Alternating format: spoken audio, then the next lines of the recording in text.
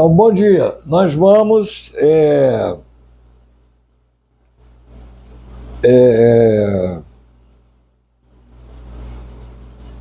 falar sobre a contracapa do livro Sonhos 2.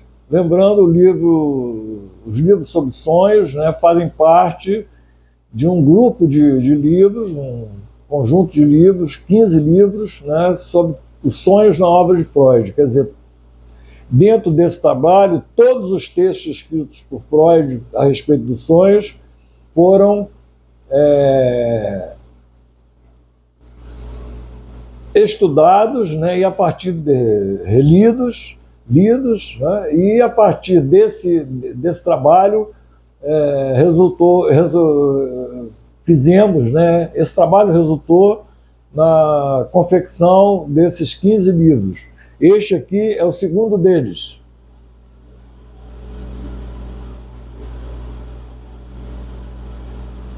Então, simples, fácil, construtivo e sábio, mas somente para trabalhadores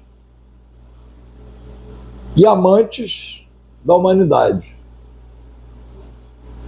Então, isso aqui é para quem joga no time da vida. Por que a gente está falando assim? Podem falar o que quiserem, racionalizar do jeito que quiserem, mentir da maneira que quiserem, inventar da maneira que quiserem, distorcer da maneira que quiserem, mas aqui nós temos duas opções aqui nesse planeta aqui: ou a gente vive ou a gente morre. De várias maneiras. Os mecanismos da morte são plurais, né? São milhares de mecanismos de destruir a vida, de destruir o dia, estragar as relações, se estragar os outros, atrapalhar os outros, não é? Então, e tudo isso o ser humano é capaz de fazer. Mas nós estamos na época da vida, né? Se você quiser, se você for um agnóstico, um ateu, né, você não acredita, né, digamos assim, que possa haver, né, alguma coisa antes ou depois da vida, né? Não acredita em reencarnação, não acredita em nada disso aí. Então, se as coisas forem mais ou menos assim, tá? Porque não há nada também que prove que são assim ou que não são assim, né? Isso não está comprovado ainda nem pela ciência e nem pelos fiéis, né, que aceitam os dogmas religiosos e têm fé, né, digamos assim, de que tem alguma coisa antes e depois do que está acontecendo agora aqui nesse mundo, né? Então, dentro de uma visão agnóstica, nós podemos dizer que era tudo inexistente antes do nosso nascimento, tá? E que nós, então, temos uma vida do nascimento até a nossa morte. E que depois da nossa morte vai vir uma outra eternidade sem essa vida aqui, tá? Então, no que se refere à vida orgânica, né, a não ser que haja reencarnação, mas seria uma reencarnação em outro corpo, com outro aspecto, com outra genética, né, e não com a minha genética. Então, eu posso dizer que eu sou aqui o representante de um grupo de pessoas que são únicas, que nunca mais vai ter uma pessoa igual a essa que está aqui falando, nem igual a todas as outras que estão vivendo aqui, que viveram aqui, que são muitos bilhões de pessoas, né? Não sei quem, acho que fez um cálculo aí, não sei se são 106 bilhões de pessoas que passaram por aqui, ou se são 15 bilhões, não sei, não são cento e poucos bilhões. Eu vou depois até rever essa informação. Mas, de qualquer maneira, todas as pessoas que viveram humanos que viveram até hoje, são bilhões de pessoas, né? E essas bilhões de pessoas são únicas, não tem mais ninguém que possa ser, a não ser os gêmeos, né? São clones, né?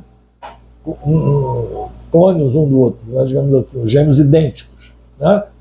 Mas, então, tirando os gêmeos idênticos, cada um de nós é um ser único e insubstituível, não tem como ter um outro ser humano. Então, isso deveria ser respeitado pela nossa cultura religiosa e pela nossa cultura progressista totalitária aí, que toda hora fica falando aí que é o futuro melhor para a humanidade e tal, e quando é uma coisa extremamente desumana, né, digamos assim, que a gente precisa denunciar aqui.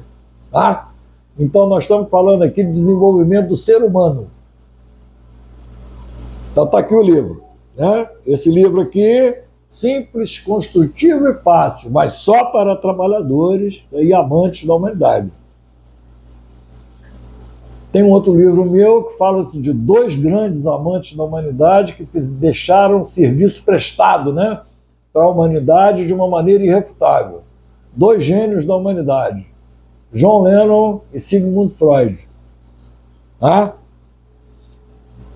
Então, é esse tipo de pessoa, né, de ser humano que nós estamos falando. Aqueles que lutam pela vida, que querem que a vida se desenvolva e que têm condições técnicas para lutar por isso e fazer isso prevalecer. Tá? Não podemos dizer o mesmo, né, de grupos de pessoas ou ideologias e indivíduos que estão a serviço da morte aqui, quando a morte, né, já reinou antes do nascimento e vai reinar depois do nascimento. Então nós questionamos profundamente quem está aqui para abreviar a vida e promover a morte, com qual disfarce que esteja aqui.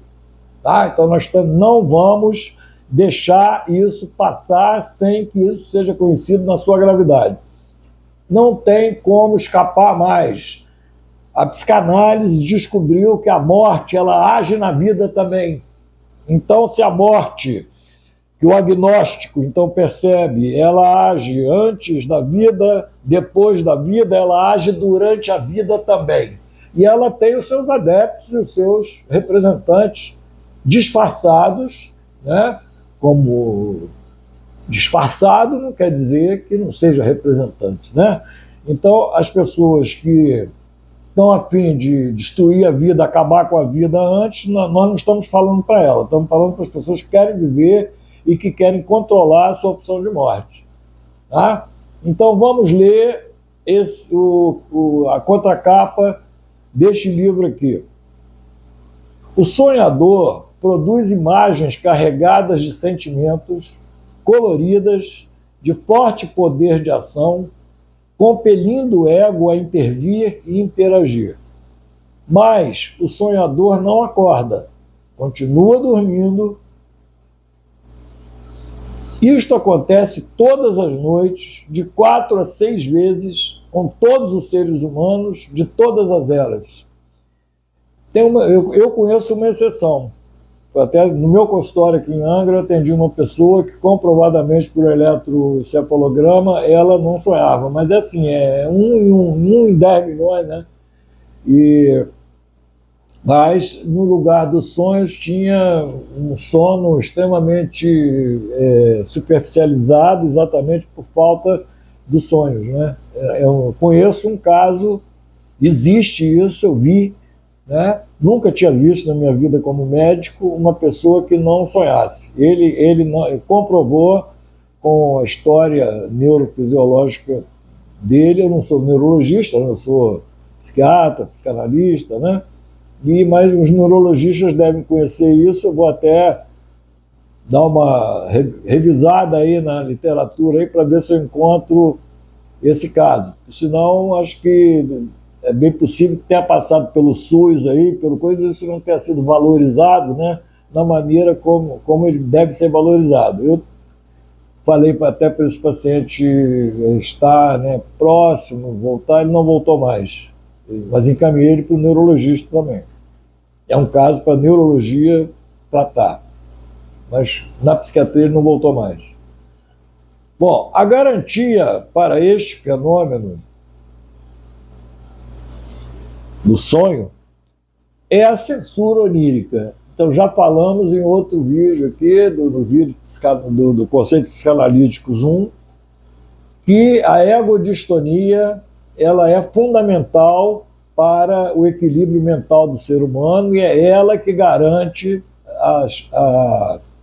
possibilidade de uma criatura humana deixar de ser uma criança dependente, chata, perversa, destrutiva, né, para se tornar um adulto construtivo, capaz de ser mãe, capaz de ser pai, capaz de ajudar as crianças, capaz de ajudar não só as crianças, mas todos os que estão vivos a entenderem o que eles estão fazendo aqui, qual é o sentido da vida, para que a gente está aqui, né? Então, tudo isso é possível de ser feito desde que o sujeito seja adulto. Criança não tem como gerir nada. Perversão é coisa de criança, neurose é coisa de criança e psicose é coisa de criança. Criança não tem como gerir a própria vida aqui nesse planeta aqui. Criança não sabe fazer ação específica. Criança é dependente da mamãe e do papai. Só os adultos é que podem criar novas coisas, aumentar a produção. Uma sociedade infantilizada, achatada, com as pessoas que não podem nem estudar direito, com valores errados, absurdos, sendo colocado como a solução, né, para a vida, né, não tem a menor condição de crescer. A sociedade vai involuir, a sociedade vai regredir. Estamos com uma nova aí, forma de sociedade, que é poceiros de terreno, né, tomando conta do terreno, e milhões de pessoas tendo que sair do dito ex-país, que agora virou um terreno de posse de grupos, né, digamos assim, de poceiros. Bom, a garantia para este fenômeno é a censura onírica, que promove o esquecimento sumário dos sonhos de adultos. Falou em esquecimento sumário aqui, eu me lembrei do deletamento sumário de uma coisa que eu escrevi no Facebook, né? Um absurdo. Bom, a garantia para este fenômeno é a censura onírica, que promove o esquecimento sumário dos sonhos de adultos e promove também a distorção acentuada do 0,1% dos sonhos que permanecem vivos na memória consciente em vigília. Se a censura falha ou o movimento impulsivo alucinatório proveniente da memória é muito intenso, o adulto tem pesadelos. Quer dizer, a teoria psicanalítica de Freud, ela é toda articulada. Você não deixa de explicar nada que aconteça na mente humana com a teoria psicanalítica de Freud.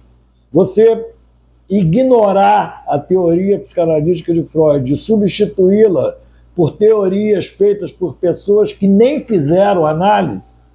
Eu fiz análise, tá? Lacan não fez análise, Jung não fez análise e Adler não fez análise. Eu fiz. Então, eu não aceito que pessoas que nem conseguiram sair da resistência à psicanálise venham melhorar a psicanálise. Não é possível isso. Tá? Pode ver lá, compara com a teoria psicanalítica, que você vai ver os erros crassos, absurdos, forjados por uma resistência à psicanálise que está a serviço da opção de morte. Porque não tem como melhorar dessa maneira, mentindo para si mesmo e trocando as descobertas da psicanálise pela resistência à psicanálise. Escolas de resistência à psicanálise vai ser meu próximo livro. Se a censura falha ou o movimento impulsivo alucinatório proveniente da memória é muito intenso, o adulto tem pesadelos. Então, aquela coisa, se o sujeito não evolui da infância para a vida adulta, ele vai ter uma perversão, uma psicose ou uma neurose.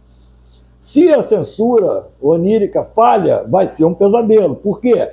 O movimento do sonho, né, é insuportável para a consciência. Ele tem que ser distorcido. Quer dizer, nós estamos vendo aí essa mentira, né, digamos assim, que tem em relação as descobertas da psicanálise, ela é a coisa mais esperada do ser humano. Ele tem que mentir para ele mesmo. Está lá no projeto a primeira mentira histérica, né? Então, é uma mentira o que está sendo colocado ali, que não tem importância nenhuma, que aquele sonho ali é uma coisa um neurologista que é bom para ver o grau de resistência, né, à psicanálise nesse ponto. É uma secreção cerebral, né, que foi feita ali. Quer dizer, se fosse só a secreção cerebral, entre aspas, a consciência de quem está dormindo não aguentaria, teria um pesadelo e acordaria. Se fosse toda noite isso, a pessoa não ia conseguir sobreviver, porque ela não ia descansar. O sono é para recarregar as baterias. Então, como é que eu vou continuar dormindo se toda hora estou acordando com restos, né, daquilo que não foi reprimido adequadamente?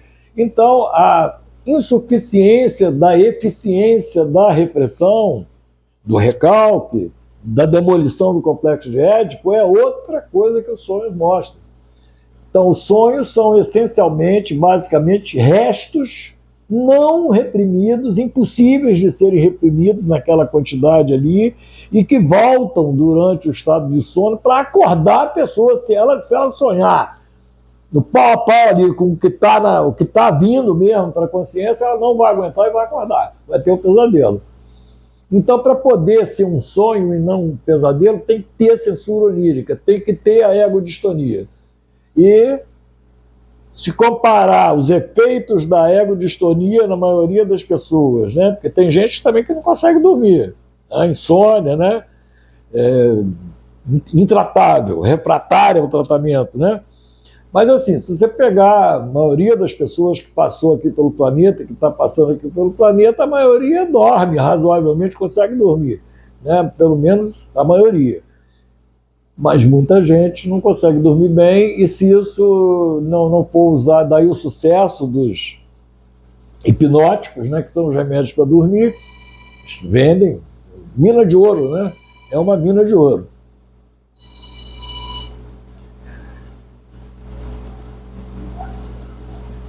Tais escapes alucinatórios têm as suas leis, simples e imutáveis, que vamos conhecer pormenorizadamente em nossos 15 livros sobre os sonhos na obra de Freud. Aqui está escrito 12 livros, porque ainda não tinha a previsão dos 3 livros de verbetes, né, que nós vamos lançar. São 3 livros de verbete para o conjunto dos livros sobre sonhos e 3 livros de verbete para o conjunto de livros conceito psicanalítico. Então, o conceito psicanalítico vai ficar no final com 10 livros, e os sonhos vai ficar no final com 15 livros. Tá? Tem o nosso livro que vai ser lançado agora, daqui a poucos dias, semana que vem, provavelmente, a gente vai lançar Educação em Psicanálise, um livro com centenas de páginas, talvez mais de 1 milhar de páginas, ou talvez até 2.000 páginas, vamos ver quantas páginas que vai dar, mas muita coisa sobre educação em psicanálise, né? E esse livro deu 260 verbetes, tá? O Conceitos Psicanalíticos 1 tem 60 verbetes. O do Sonhos 2, não me lembro agora no momento, é menos, mas tem, tá? Então, o que eu tinha para falar de início a respeito desse livro aqui é essa importância, né, de que é uma coisa para quem está vivendo, para quem quer crescer, para quem quer ter qualidade de vida, para quem valoriza a vida, para quem respeita a vida, para quem se respeita, né, para quem respeita os outros, para quem respeita a relação interpessoal, para quem quer ajudar os seus filhos, né? É para essas pessoas que esse livro aqui foi escrito, tá bom? Quem não tiver, pode até, é melhor nem ler mesmo, porque não vai gostar não, tá? Então, eu já vejo que as pessoas que estão fixadas, né, as pessoas que estão paralisadas em modos infantis de estar no mundo, né, elas não gostam desse tipo de livro aqui, tá?